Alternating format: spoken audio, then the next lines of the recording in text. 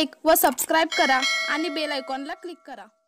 Phulewadi ring road डांबरीकरण कामाचा शुभारंभ आमदार अमल महाडिक यांच्या हस्ते संपन्न।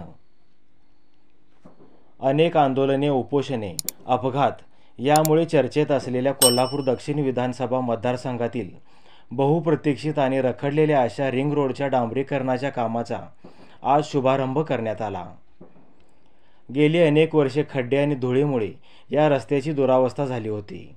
रखडलेल्या या कामाचा शुभारंभ करताना मनस्वी आनंद होत आहे, असे मत नूतन आमदार अमल महाडिक यांनी व्यक्त केले।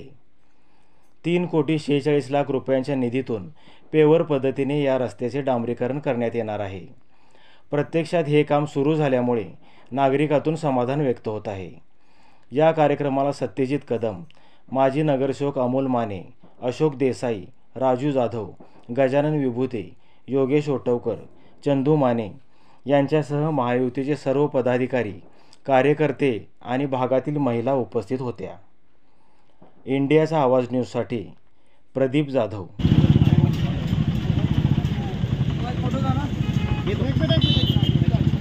छत्रपती शिवाजी महाराज की जय। हर हर महादेव, हर हर महादेव, जय श्री राम।